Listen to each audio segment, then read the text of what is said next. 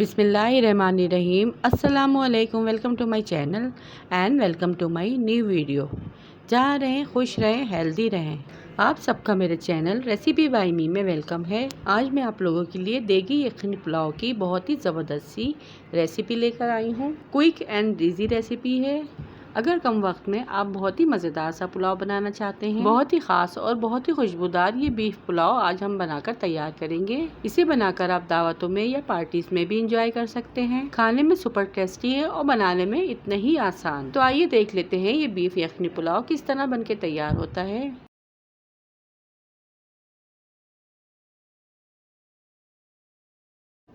इसे बनाने के लिए सबसे पहले मैंने अदरक और लहसुन के टुकड़े लिए हैं।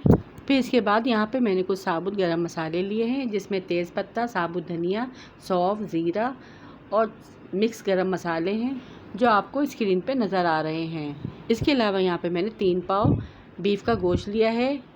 इसमें कुछ पीस चिकनाई वाले गोश्त के भी हैं, जिसे मैंने धोकर अच्छी तरह से वॉश कर लिया है। चिकनाई वाले गोश्त से पुलाव में बहुत ही मज़े का फ्लेवर आता है। अब सबसे पहले पतीली में गोश्त ऐड करेंगे, अदरक और लहसुन के टुकड़े ऐड करेंगे और जो मसाले मैंने आपको दिखाए थे वो ऐड करेंगे।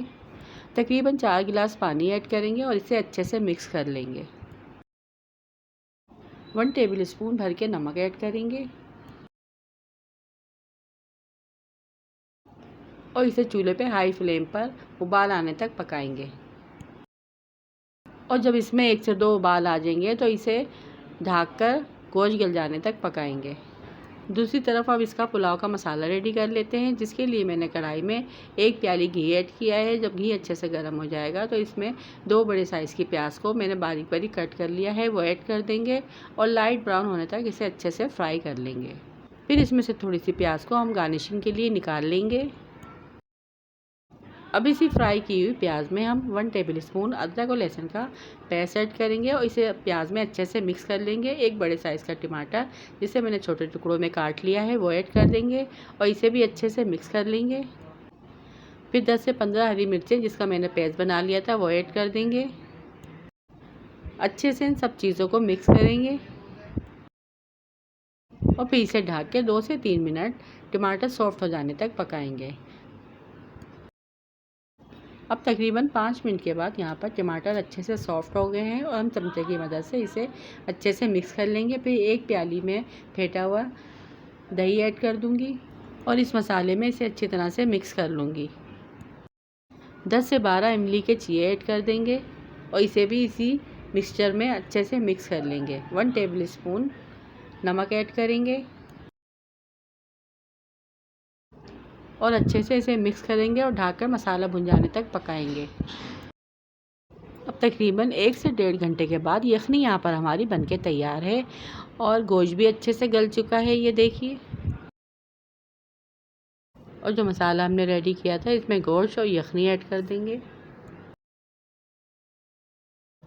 और फिर इसे ढक देंगे और एक बॉयल आने तक इसे पकाएंगे।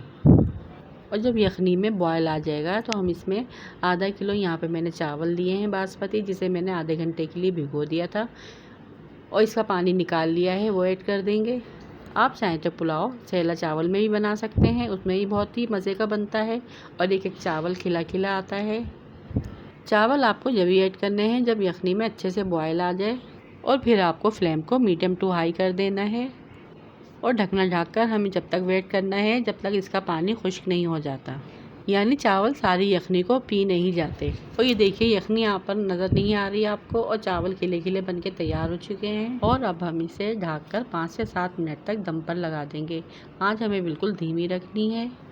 10 मिनट के बाद यहाँ पे हमारा बहुत ही शानदार और बहुत ही मज़ेदार बीफ यखनी पुलाव बनके तैयार है, जिसे आप सैलेड और रायते के साथ गरम गरम सर्व करें। ये बहुत ही मज़े का लगता है। अगर आप लोगों को मेरी वीडियो पसंद आई है तो वीडियो को लाइक, शेयर और चैनल को सब्सक्राइब लाजमी कीजिएगा।